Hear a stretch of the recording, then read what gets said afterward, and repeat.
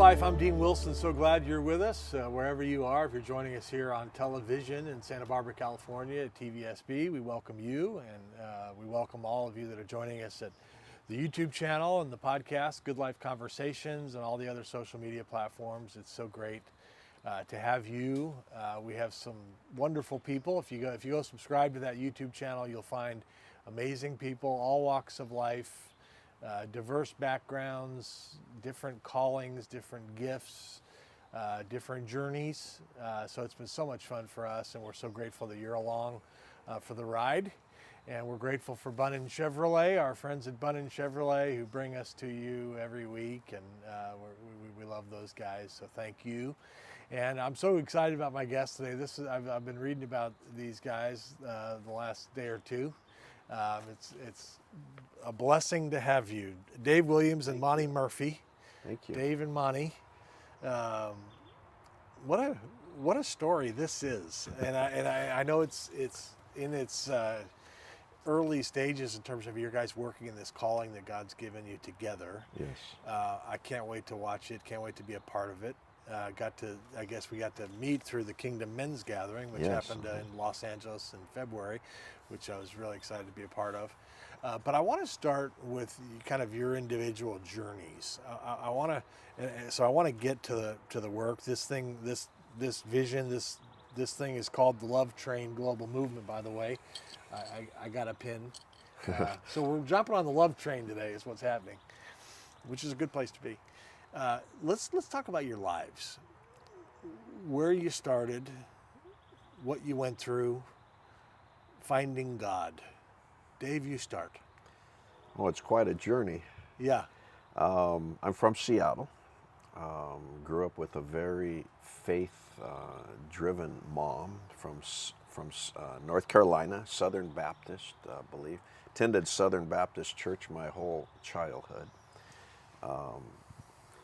Originally I started playing music when I was 5 years old, and my goal in life was to be a professional musician. And fast forward in college, I had a mid-college life crisis. I decided I didn't want to be a musician any longer. Most musicians are real introverts. They spend a lot of time by themselves with their instrument, and that started making me crazy. I just wanted to get out and talk to people, and 2 or 3 hours was about all I could take, and the guys I was going to school with were practicing 5-6 hours a day, and I had been in the restaurant business. Started out 16 years old as a busboy and loved it. And what I really love most is interaction with people and the hospitality. And my mid-college life crisis took me a few weeks to figure it out, but I went from professional musician to really jumping directly into the restaurant industry. At that time I was working with Jerry Kingan, who is the founder of Red Robin. Red Robin was one restaurant in Seattle at the time, and at a young age, 21 years old, he made me a general manager, and I got involved in the franchising of Red Robin, and one thing led to the next.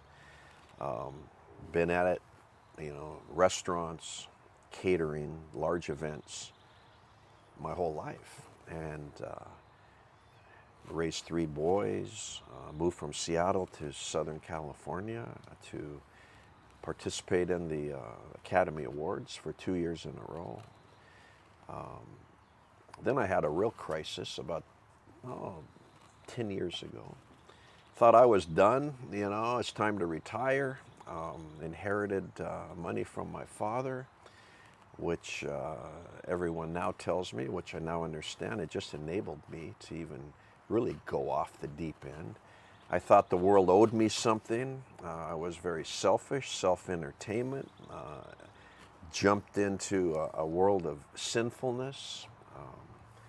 Loved it for about 3.5 years, then all of a sudden the money started running out, and went into deep depression, and became suicidal, and I hit bottom. And thank God for my brother, and then later my son saved me. And realized I could not help myself. That's where God walked in. You know, it's like, I think as we witness and minister to people, I think you really have to experience that to really connect to people and realize that God's there. That's when the real reality hits. Is like I couldn't have done this by myself. God found me dead in sin and brought me back to life, and that has created over the last probably 5-6 years, but even most recently the last year, God talks to me. And the more I listen, the more he talks. And it's happening every day now. But about 1 year and 2 months ago, I woke up, no plan.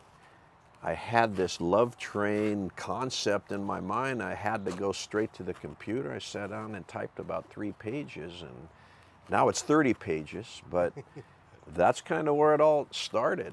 And I don't want to rain on Monty's parade, but we were both attending the same Sunday school class at the church that we go to, Whittier Area Community Church. And I think it was my first or second time I opened up and said, I've been to hell and back. And he just, whoop, like, I got to meet this guy. I got to get to know this guy. And as a result, I call him my co-founder, we co-founded this concept of Love Train Global Movement. We talk every day, strategizing and just saying, what is this thing all about? Yeah. And my original vision was this huge global thing, but Monty kept getting me, it's no, it's small. It's about, now here's the segue, loving your neighbor. Yeah. It's just that simple. On the way up here today, Monty read me the story of the Good Samaritan. It's like, that's it, that is it. That's right. So that's kind of my journey. And so you had like a prodigal experience, kind of. Exactly. Yeah. I completely went off the deep end, and thank God, God brought me back. Oh, I'm so glad. And all that of what I just explained, and there's obviously so much more to the story, that I realized that God's been preparing me for this my entire life. That's exactly right. My skills that I've developed all apply to what we're now doing. Love it. It's pretty amazing. Isn't it amazing how that works? Yeah, it is. Monty, what about you? What was the question again? You were born at a young age. I was. Yeah, I think we all Are you started an LA at that boy? age. Are you an LA boy? I'm Pasadena, yeah. I was born in Pasadena, Yeah, Huntington Memorial Hospital. yeah. So I was St. Luke's, and I'm number 9 of 11. So very Catholic family, good, strong Catholic family. And I think what personally was on me was just my parents. They were in Boyle Heights with the 8, and then they moved to Pasadena. I was the next one born, and so there was this, I was special, and there was this burden, to like we were breaking all these barriers, and our family was different. A lot of the other kids weren't going to, my dad, mom, they raised us, we're going to do this right. Everything was literally by the book. And, they made sure you guys aren't getting any trouble. You guys are going to college. You're going to, do the whole thing. And so they wanted me to be a leader. That was the burden. And I was really good in school. Actually, I got a scholarship to a school nearby here in Los Olivos. I attended there, and my mom wanted me to go to UCLA. I went to UCLA, and when I got there, something started to really go wrong for me, and I don't know if it was all the pressure of, wanting to be. I started out pre-med. Very shortly, I was pre-party. During and post-party. Yeah, I really took on that role of the prodigal that we mentioned, and May 1st, 1988, I'll never remember it. I walked in front of a train. They pulled me out from under the ninth car, and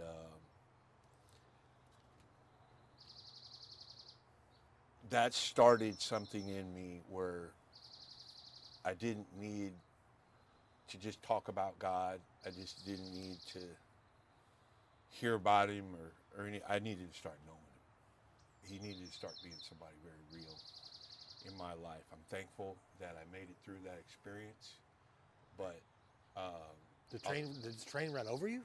Yeah. You got run over by a train? Yeah, you walk, and then the train comes, and then you're, I guess, lying in the middle of the tracks, and then after, the train stops, they pull you out from underneath the train. Yeah, that's what happened. You're 22. I was 21. Oh, and, my gosh. So you were desperate. Or were you just confused? Were you, Yeah, I think confused. I really wanted God to become real for me, but I wasn't doing any things that would go along with that. Right. I was out partying and having a good time, but I was getting sick of that. And I remember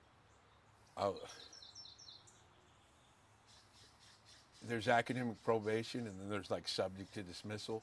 I was on subject to dismissal, and it was my second time being on subject to dismissal, and finals week was coming, and I wasn't ready. I didn't even know where my classes were, so that could be an issue. it was an issue. Yeah. But so I went home, and I'm with my mom and dad, and they're looking at me. They're like, "We're not going to ask. He's here. We're not going to ask." The end of that week was, I just showed up, and I was crying. I didn't know why. I went to bed, got up the next morning, and they knew something's wrong. They said, "We're going to church. We'd like you to come with us." And I did, and I said, I'm going to walk. It wasn't that far. I'll meet you there. So I started walking to church, but then, and this is Pasadena, I'm going to walk from my house all the way to UCLA, and I'm going to motivate, so I can study and whatever. It's like some, comeback, like you see in the movies, Right. Right. Around Burbank, the train and I met. And I was actually praying that whole time that I was walking and telling God, I need to get serious about things. I joke around, I'm having a lot of fun. And we talked a lot about what's in Love Train, the burden of the world crisis and what's going on was very much upon me. And I remember just saying, God, either you got to use me or throw me away. And after this experience, it was like, I knew that he wanted me to do something. And so that started in me a search to, I wasn't reading the Bible. I wasn't going to church. So it was like 7 years later that I became a Christian. But when I did,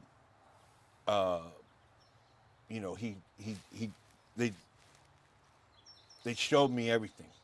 I was listening to Christian radio, and I was working under this property my dad owned for the earthquake repair by myself. I go under the house. My job radio's fallen down a few times. So you got to use a nail to get the dial to go to the station. And it got on this Christian station and it stayed stuck. I'm like, well, I'm the only one working here. I'll go into the house and do my thing. Just, it's good luck, you know. And nobody will know. Every time I tell this story, now everybody knows. But I came out 3 weeks later after listening to like Greg Laurie and Jay Vernon McGee and all these guys on the radio. Because they told me everything about what Christianity, how to find a church, how to date your wife, how to, you know, if you've been doing the wrong thing and you're getting back to God, how he's going to accept you, tithing, giving, serving. I mean, he went through everything. Subjects I don't even hear anymore on the radio. You know, just in that week, he was just talking just to me. Wow. And so I got baptized and, you know,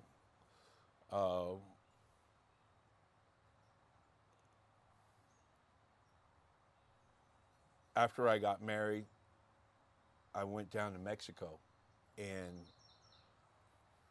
all the stuff I was doing, I didn't feel like I was really connecting and doing what God wanted me to do. But so here we are, we're working on this house for these people, and there was this one lady, she's like, can you guys build me a table? She's on our work team. So we finished the whole thing. I build her a table. She goes and gets a sewing machine and sets it up and gets the owner of the house, this other lady, and she teaches her how to sew. She makes these curtains for her. And we put those curtains in the lady's house. And that's what we got to do. We got to go and do the stuff that, you know, we're learning how to do and help other people come up out. That's right. And that's what got it started. And then when I met Dave, and he started what I'm like, Dave, Let's do it. let's do it. Yeah. That touched you deeply, that little act of service. Yeah. That's really what it's about, isn't it? When I see what happened in me happen in somebody else, Yeah. then I feel like a Christian. Yeah. You know, God used me to do that. Yeah. Yeah. Yeah. Isn't that amazing?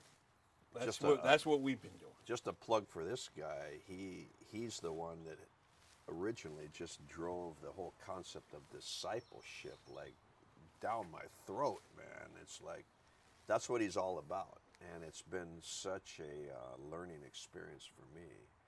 You know, they don't use that word a lot in churches, right? You know, and that's our driving force. You know, yeah. Ministering to people and teaching them to do the same for others. That's right. You know, God said, go out and make disciples. And Monty, another plug, I have to say, he's the most spiritual guy I've ever met in my life. And is that right? God brought us together. There's no question, you know, that and Monty, he's my advisor, man. You like this guy? No. I mean, even with the pink shirt? No. But I love him. Speaking of that, I mean, it's a high calling. I love him. I mean, how long of this show is? A couple hours? We have plenty of time. Okay. My show. Speaking of that, I thought, hey, we should do a photo op. I've got a good friend who's a fashion model. He does amazing photos. He's done a lot of celebrities, and he's just able to catch photos. They look natural. So I lined up. Him and I were going to go down to Newport Beach and do this photo shoot. He couldn't go, so I went anyway. The photos are great of me, but he's not in them. And he said it. He says, you know, a photo of you and I together is like, you know, this white, clean-cut white guy and right. This guy who looks like a shaman Rastafarian guy. It's like, if we have our arm around each other, everyone in between's included, man. You know, that's the right, message. right. And right. that's exactly the message. Everyone's included. Everyone's in, man. Everyone's in on the Everyone's love train. in on Yeah, the love train. yeah. Whoever you are, whatever's going on with you, this is for you. You're loved, and then you can love others. You're made for that. God made us for that. You know, like if you're questioning it, well, then why did God make you? He made you for this. You can do it. Yeah. He's not against you. He's not going, no, you can't do this. He's for you. He's going to make sure that you can do. Doesn't matter how old you are, how smart you are, how rich or whatever. It doesn't matter. So let's unpack that a little bit because this is genius. This is genius. So you're This is God. Yeah. because love is the answer. I mean, that sounds really cheesy, but love is the whole thing. God is love. I mean, That's it. I said this the other day. Love is not a what, it's a who. You know, God, it's God, and so if that's who we are, loving other people is like the name of the game. I mean, that's what you're talking about, right? That's correct. And it's in the little things. What I love about God, I mean, like when when it talks about the cup of cold water, Okay. or I was naked and you clothed me, I was in prison and you visited me, you remembered me when I was sick. If you think about those 5 or 6 things, when I was hungry, you gave me something to eat. We could spend our whole life on those like 5 or 6 things, couldn't we? Absolutely. That's what touched you deeply about those drapes, right? When you just said that, it's in Isaiah, that same list is given. Right. Or, yeah. I was anointed. It Spirit of talks God. about the people fasted. And God didn't honor their fast. Right. And it's like, well, and he goes down the list. You didn't, Right. clothe the you're not doing this part. Right. So I'm not listening to your prayer. Right. And when I started learning that, Yeah. that connection that you're talking about with the drapes, that picture comes up. Yeah. And God started saying, see, if you want me to hear that prayer, Right. go Go. and do something with, go get it right with your brother, Yeah. with your neighbor, Right. with these others, and then talk to me. Right. My ear gets a little, Right. I hear what you're saying. I can't quite hear what you're saying. Yeah. You didn't do this part. Right. And so, and we're finding in discipleship that as we get people, when we start with, okay, let's go do some service. Okay. Okay, now let's talk about God. Yeah. It's a natural We're all talking about the conversation. same God. Right. Yeah. Right. When we don't do that and we talk about God, that's church. They're talking about rules and Right. all these things, and it's like, well, where's God? Paralyzing. He's not in Yeah. that. Religion. It's a put-off to The people. religion Yeah, is yeah. it's so tough Right. because and we think ourselves to death. Like Right. I had a mentor one time tell me, if you're short on money, go find some clothing in your closet and give it to somebody else. I'm like, that's kind of a weird thing to do. And you'll open the door to blessing. It's what we're. It's a opposite. principle. It's a that principle. It's a principle. Yeah, That's right. yeah. And so if we put these things into practice, Yes. we're building our house on the rock. There you go. But I think with religion, or it can be we're just thinking and thinking and thinking and thinking. And I want to say to myself and to others, stop thinking, just do. Right. Susan and I, my wife, we have this saying this year we've been saying to each other, don't say, do. Right. Don't say, do. Right. And there's something powerful about putting things into practice. If you do it, what will happen? Like, I think that's what you experience, and I'm sure, Dave, that's what you've experienced. Every day. Yeah. That's it. How powerful is that? What- Love your neighbor. What we found, and this is the most common denominator, is just love people, you Yeah. know, and you find, I mean, Monty tells me this, and now I'm telling other people this, is that when you're in that mindset and you feel, and you're really truly connected to God, it's like people see that spirituality in you, and they're attracted to you. Yeah. And Monty said, you may not see it, but other people see it. Yeah, that's right. And it's absolutely true. People come to me, you know, and I've learned through this recent journey is that when people cross my path, God is bringing That's those right. people Pay into my attention. path. Yeah. And I stop and engage those people, and 9 times out of 10, I can see why those people Yeah. cross my path. You think it's random. No, God's working that, you know. So good. And it used to be once a week. I call them. You wouldn't believe what just happened. It's every day now. Yeah. And it's like I'm telling them these stories. Like this guy approached me in the Home Depot parking lot. You know, I was able to literally witness to him. And my car out front here, it says "Loving your neighbor." That's kind of like got milk, right? Loving your neighbor. And some guy approached me, says, "What's this loving your neighbor thing?" And I said, "Yeah, God told me to love my neighbor." And I said, "Do you love your neighbor?" He says, "Well, no, not really." I said, "Well, you might want to think about that." And it's like, wow. To him, that was very profound, you know. And I said, and he says, "What do you do?" I said, "I'm a minister." "Well, what's that?" "Well, I just try to be like God. I just try to keep it simple. Loving your neighbor, that's keeping it simple." And something told me, I went to my car, I had some of my church business cards, and I gave it to him. I said, "This is where I go to church. If you feel compelled to come, please do. Look me up, I'm there a lot." And that was it. Very natural, very easy conversation. Yeah. It's not forcing it down people's throat or Bible thumping or knocking on people's doors. It's just demonstrating the love, displaying the love as you go about your day. And if you have that mindset when you leave your house, things just happen. Yeah. You know, it's God things happen. Yeah. So Oh, that's kind of the whole. Is that okay? I learned this doing that Mexico trip. You know, I could go to a bunch of guys. We could, you know, well, I do construction. So, hey, you want to go to church? No. You know, I mean, just no. Like, and there's a hate in their eyes. Like, don't ask me that one again.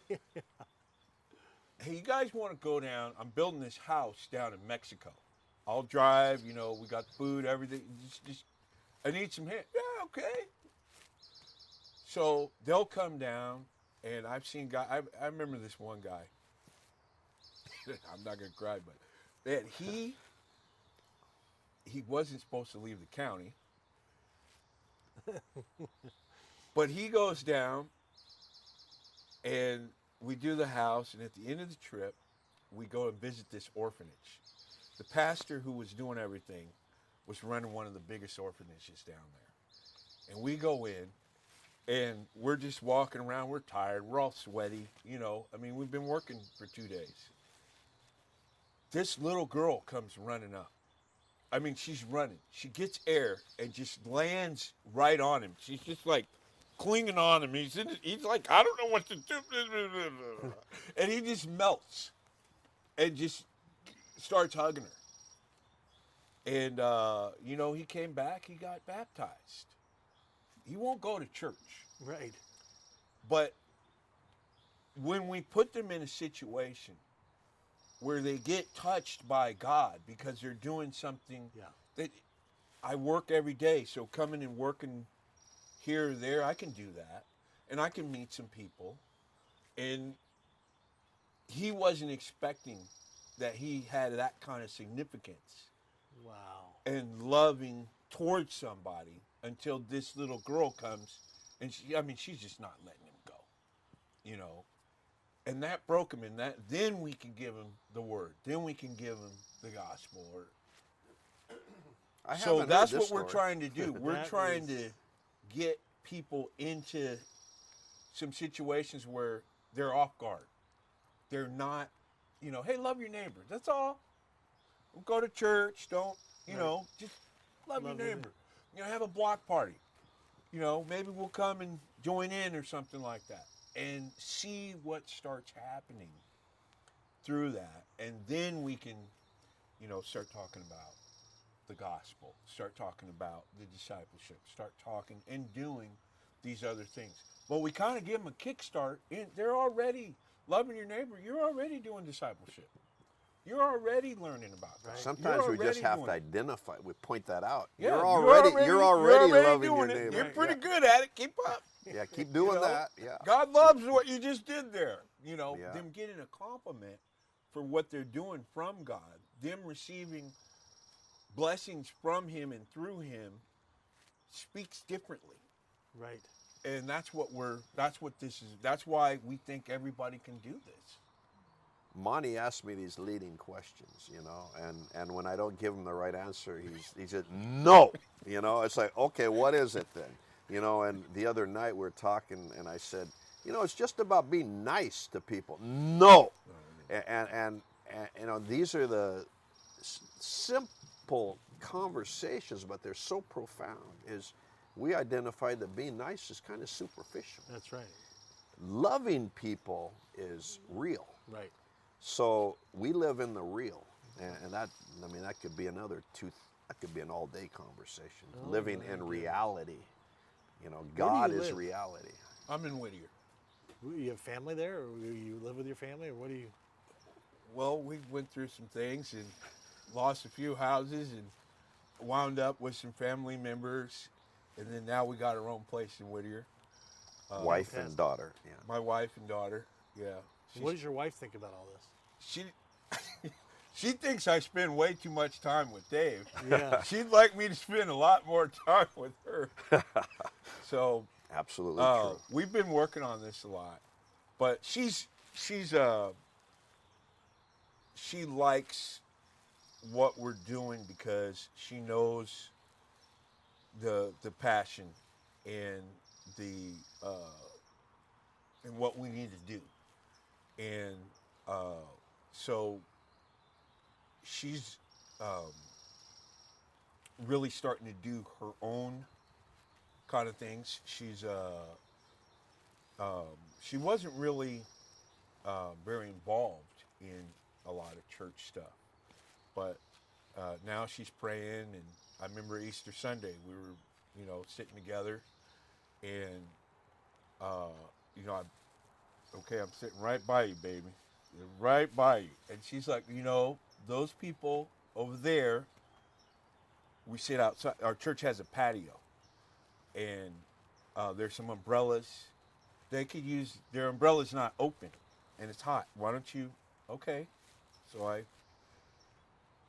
those people over there don't have a place to sit, and we got some more room at our table. Why don't you? And so I'm following the cues that she's given, and it's changing our relationship. It's making it easier. She's really participating and encouraging more to happen. And these were things that she wasn't doing. I know that right around Christmas or Thanksgiving time, in between that time, she was at a park, and she goes to the park all the time. And in Whittier. And she noticed some activity going on. This lady was going around a few of the cars in the park, and she's got 3 kids there. The kids were barefoot. And she called the cops. They came, nothing. She called them again. They came, nothing. She starts making some calls and getting some advice on how to better. So she calls and she leaves frustrated. She gets home. The cops call her. We went and we found the lady. There were some drugs and stuff like that. We got the kids here, and she stopped them. Well, it's almost Christmas time. And now she had already gone to McDonald's, gotten the kids some Happy Meals. But she grabbed my daughter. They went to Walmart. They got some duffel bags, but they got 3 different ones. So this one could have, they could trade them or whatever, but they can feel some independence because they're going to go into the foster care system. And she got some clothes and stuff like that, brought that back. And then the police department it was the Toys for Tots, so they got toys. And she went to her Sunday school class, told them about it, and then they wound up. It took them a while because once kids go in the system, you can't figure them out or whatever. So it took about 3-4 weeks. They got them all Christmas gifts and things like that. When they came in, because they wouldn't even answer the phone at the department. They were just, no, you're not a relative, whatever. So when they came in person with the kids, oh, you guys are serious about what you're doing. We're sorry. We'll go. And they got the caseworker and everything. It changed the police department. It changed the people at child service. It changed who they are because this is what they want to do. Change the Sunday school They don't class. get it. Changed the Sunday school class. These are things that are, and we're seeing, you know, as we come to our church every week, we're seeing, hey, these people weren't doing that a month ago. Hey, these people weren't doing. We're seeing. It gets contagious. Wow. Yeah, it's really so. Yeah, it's affecting the home life, but it's affecting the community, our neighbors. It's brilliant. It is. So you take a construction worker to Mexico who's not supposed to leave the county. Right. He builds a house, gets a hug from a little girl, and encounters the love of God and gets baptized. That sounds like a seminary course, right, for evangelism? There you go. Isn't that amazing? Right. Well, I'm with you. I'm on the love train. All Thank right. you. What do You got I your do? pin. Is there a secret handshake or something? Yeah, I mean, No. this is amazing what you guys, I mean, you'll have to look this up, everybody. I've been reading some of this. Is this on a website yet? Not yet. Okay, but no, there's a whole soon. thing. We're. It's been a year and 2 months, but it's finally. I'm now about to become a 501c. Oh, good. I need a great social media person to do the website and do all Facebook and Instagram, all that. Yeah. It's all in the works. Monty needs to be like, you need to do like videos. That's in there. That's in the plan. I didn't see that. I'd sign up for that. Yes, you do. Would you? Oh, yeah, I'm in. Well, coming from you, that means a lot. Yeah, no, I'm in. We're with you. Love Thank train, you. baby. Whittier, that's my old stomping ground. All right. I'm in. So there's one verse I'll just highlight from this. God blesses those who are merciful, for they will be shown mercy. That's a good one. Yeah, You guys are showing a lot of mercy. for sure. Thank you. Awesome. Love it. With you. Keep going. I don't know how you're going to put up with him, but do your best. Yeah, that's right. Great to meet you guys. Likewise. Thanks Thank for coming. you. God bless you. Appreciate I love Thank it. you, Dean. Never know what you're going to get here. Good life. I love it. Love every minute. These guys are great. Thanks for joining us. We'll see you next time.